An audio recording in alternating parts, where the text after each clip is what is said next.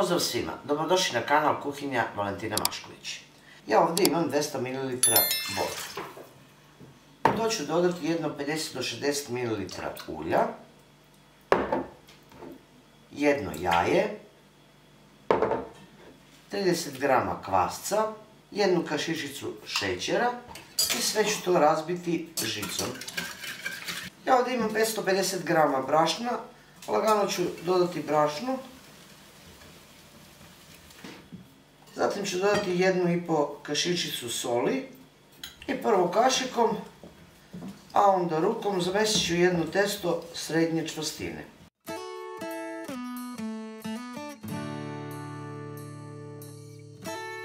Zamešano testo izvadite na pobrašnjenu površinu i lepo izradite rukom, da testo bude glatko i da se ne lepi na površinu stola. Nakon što sam umesila testo, podelit ću na 4 dela.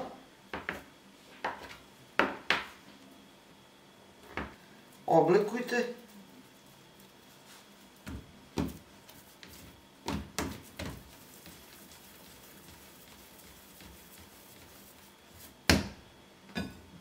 Uzet ćete jedan tanjir, uljite površinu, stavit ćete jufke na njemu, pokrite folijom ili kesom i ostavite da ostoji jedno 15 minuta. I same ove jufkice malo premažite uljem. Zatim ćete pripremiti fil.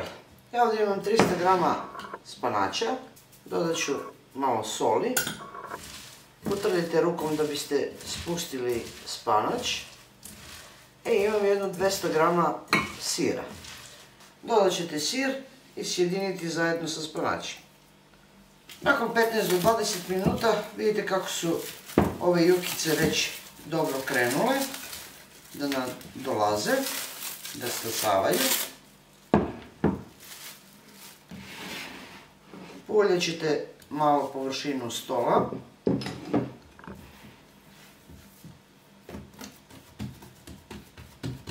Možete oklagijom, a možete i rukom da ih istanjite.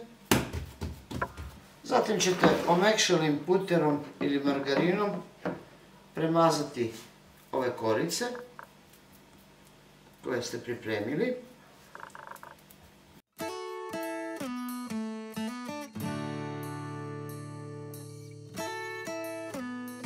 Zatim ćete na opuljenom stolu razvući oklagijom jednu pravugaonu koru.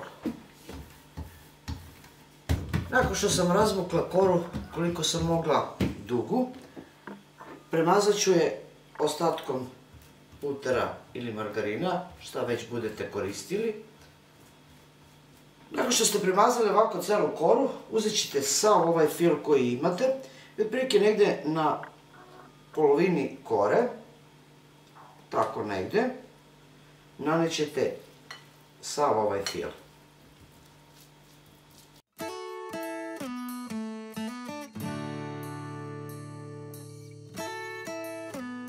Fil koji nanesete lepo ovako utapkajte u koru, a zatim ćete preklopiti onom drugom stranom gdje nema fila, drugom polovinom kore.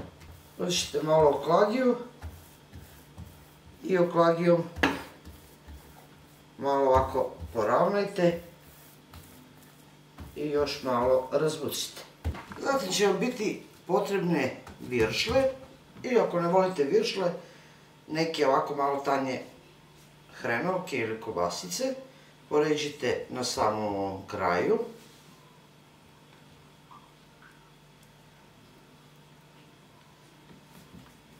Zavite ovako jedno, dva kruga.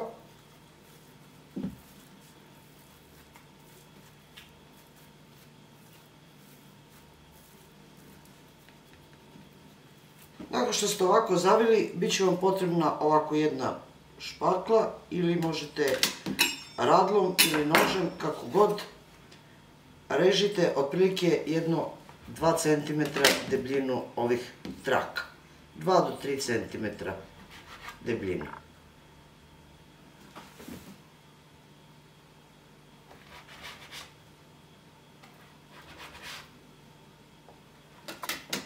Nakon što izrežete, uzet ćete ovako i zaviti ove trakice, time ćete ih malo i produžiti.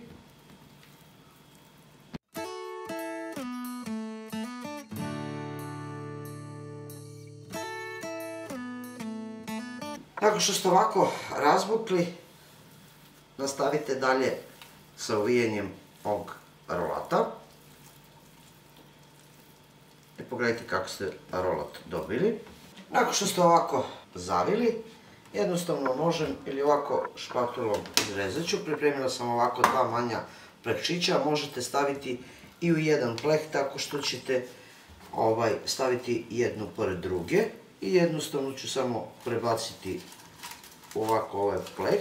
Možete ih ređati i na manje, otprilike tako po 3 ova zavijutka i dobit ćete tako manje neko pecivo, poput penjurlija. Evo ovo kako izgleda. Tako ću isto prebaciti i u drugu posudu koju sam obložila papirom za pečenje.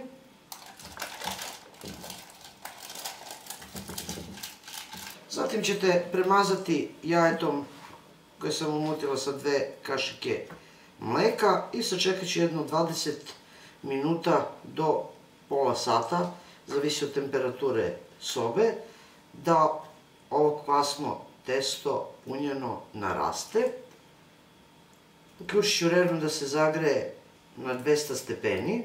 Kad ubacite da pečete u rernu, pečite jedno 10 do 15 minuta na 200 stepeni, a onda smanjite temperaturu na 180 i onda lagano ispecite ove vekne, mogu reći, punjenog hleba ili nekog zaista fantastičnog peciva i ukusnog, punjenog spanaćem, sirom i vječlom.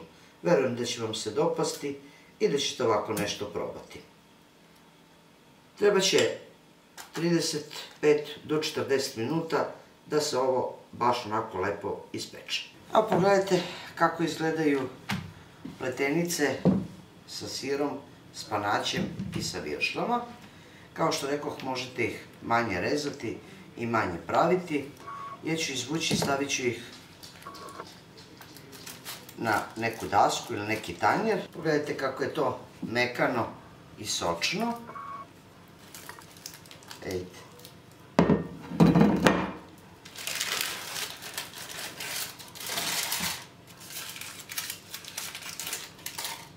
Pogledajte kako je odozdo lepo ispečeno. Sačekat ću da se još malo ovo prohladi, a onda ću odrezati da vidite kakav je presek ovih predivnih pletenica, hlebova ili kvasnog peciva.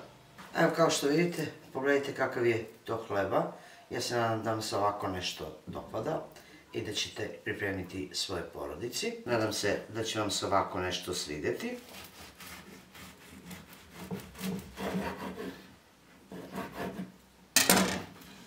Pogledajte. I da ćete pripremiti svoje porodici. Vidite kako to izgleda. To je bilo za danas, dragi moji prijatelji, sa mog kanala, a mi se vidimo u narednom videu sa nekim drugim receptom. Do tada pozdrav svima koji prate moj kanal i normalno, jedno veliko ćao i prijetno!